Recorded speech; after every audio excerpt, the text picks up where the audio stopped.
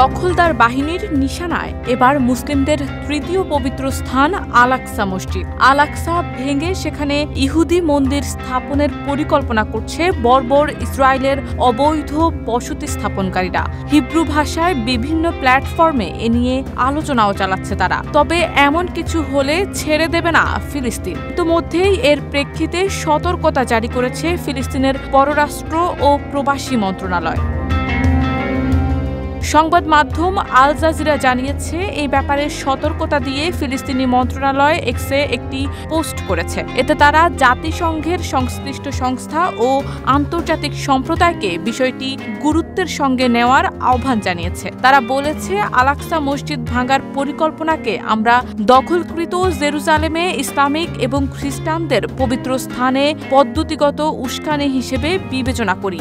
আন্তর্জাতিক সম্প্রদায় এবং এ বিষয় সংক্রান্ত জাতিসংঘের সংস্থাগুলোকে এই উস্কানিকে সর্বোচ্চ গুরুত্ব নিয়ে দেখা এবং আন্তর্জাতিক আইন অনুযায়ী ব্যবস্থা নেয়ার জন্য আমরা আহ্বান জানাচ্ছি। দেশ জুড়ে তোলপাড় ওয়ালটন ফ্রিজ কিনে আপনিও হয়ে যেতে পারেন মিলেনিয়ার। ইসরায়েলি অবৈধ বসতি স্থাপনকারীরা প্রায়ই মুসলিমদের পবিত্র এই স্থানে গিয়ে তাণ্ডব চালায়। নিষেধ থাকা সত্ত্বেও তারা সেখানে ধর্মীয় প্রার্থনা করে। এতে তাদের সরাসরি সহায়তা করে দখলদার ইসরায়েলের নিরাপত্তা বাহিনীর সদস্যরা। এসব অবৈধ বসতি স্থাপনকারীরা ফিলিস্তিনিদের ব্যক্তিগত ভূমিতে জোরপূর্বক বসবাস করে। তারা দখলদার ইসরায়েলি সরকার থেকে সব ধরনের সুরক্ষাও পেয়ে থাকে। জেরুজালেম স্ট্যাটাস কো অনুযায়ী আল আকসা প্রাঙ্গণে অমুসলিমরা প্রার্থনা করতে পারবে না। তবে সাম্প্রতিক সময়ে সেখানে ইহুদিরা যাওয়া শুরু করেছে। এখন তারা মসজিদ ভেঙে সেখানে থার্ড টেম্পল নির্মাণের পরিকল্পনা করছে।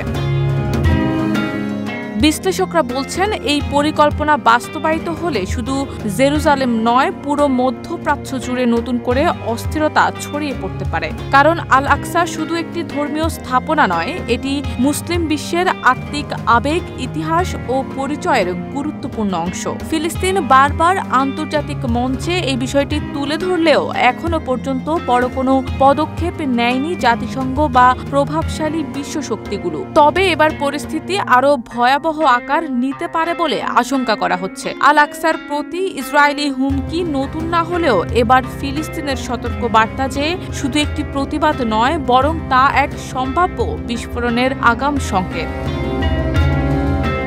শারমিন নিশু, ঢাকা পোস্ট।